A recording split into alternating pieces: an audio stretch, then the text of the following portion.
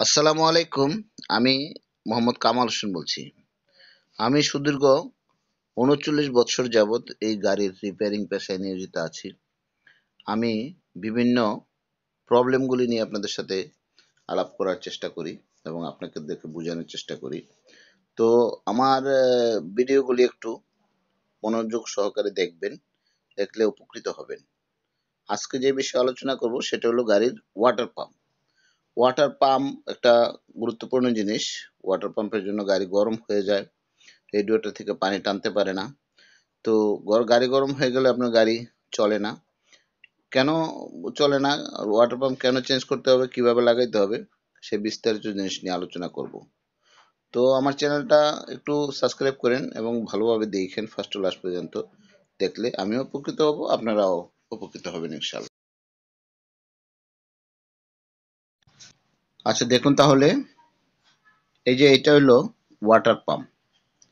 এটার মধ্যে এই যে মাঝের যে চাক্কিটা আছে, যে পানি দিলাম, এই পানিটা টানবে না। কারণ এই পানিটাতে যে এটার যে ইমপ্লায়ারটা আছে, যে ইয়েটা ঘুরবে, এই চাক্কিটা ঘুরলে যখন ইমপ্লায়ারটা ঘুরবে, ইমপ্লায়ারটা নাই, খেয়ে ফেলেছে। এই যে ইমপ্লায়ারটা নষ্ট হয়ে গেছে। এই দাঁতগুলি, এই এই যে কামরাঙ্গার মতন যে দাঁতগুলি আছে, এই যে এটাতে দাঁতগুলি নাই। দাঁতগুলি পানি, এই যে এটা দেখছেন কত লাল, পানির ঝাং পইরা ওগুলি চিকন চিকন হইয়া মানে নষ্ট হয়ে গেছে। এগুলি একদম নষ্ট হয়ে গেছে। এটা হলো ওয়াটার পাম্প বডিতে থাকে। আচ্ছা, এটা নষ্ট। এটা দেওয়া, এটা লাগানো থাকলে পানি টানবে না, একেবারেই টানবে না। এটা বাদ। এই যে ঝাং, পানির ঝাংটা পরে এটা নষ্ট হয়ে গেছে। এই যে দেখুন, এই যে এটা তো এইভাবে ঘুরবে, কিন্তু এটার ভিতরে কিচ্ছু নাই। এই যে ওই যে যে মাথায় লাগানো থাকে এই ইমপ্লায়ারটা, হ্যাঁ, কাটা কাটা, যেটাকে পাম্পিং করবে, মূল জিনিসটা নাই আর কি। এখানে পানিতে ভর্তি থাকবে, এটা তখন ঘুরবে।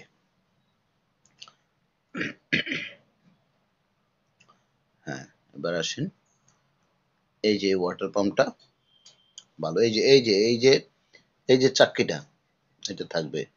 এই যে এদিক দিয়ে পানিটা এই যে এটা যখন ঘুরবে, টান দিয়ে পানিটা, এই যে এদিক দিয়ে পানিটা আনবে, এই দিক দিয়ে ছেড়ে দিবে, এই দিক দিয়ে ইঞ্জিনের ভিতরে চলে যাবে। আবার এদিক দিয়ে টানবে, চাক্কিটা ঘুরবে, এদিক দিয়ে ছেড়ে দিবে।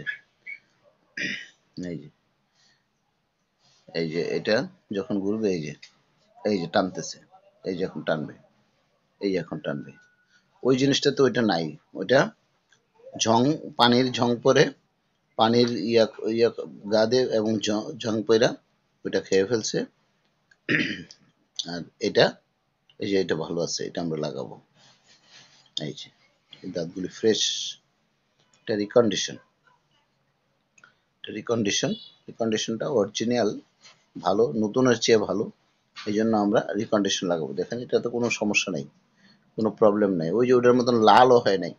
ওটা যেরকম লাল হইয়া দাঁতগুলি মানে খেয়ে ফেলছে, পানি টানে তো, দাঁতগুলি খেয়ে ফেলছে, জাং পড়ে গেছে, দুর্বল হয়ে গা, এটা আস্তে আস্তে খেয়ে ফেলছে। একেবারে লোহাটা মরিচা হইয়া, গুঁড়া গুঁড়া হইয়া বেরিয়ে গেছে। এটা ফ্রেশ আছে।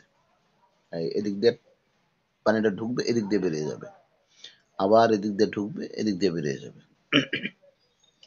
এই যে রিকন্ডিশন, এটা ভালোভাবে পরিষ্কার করে আমরা লাগাবো। এটা এটা দিয়ে গাড়ি চলবে এবং গরম হবে না, পানিটাকে টেনে নিয়ে আসবে।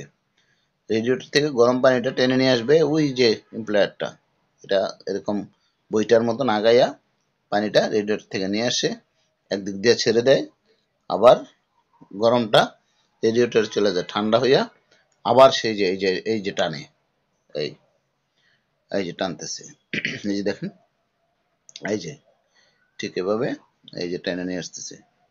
আর ওইটা কিছুই নাই, ওটা ঘুরাইলেও টানবেই না, কিছুই নেই। এটা এই দাঁতগুলি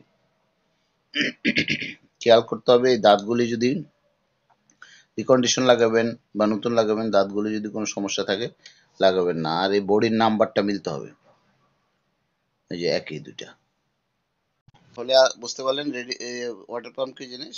আজকে এই পর্যন্তই, পরে আবার বাকিগুলি দেওয়া হবে। আল্লাহ হাফেজ।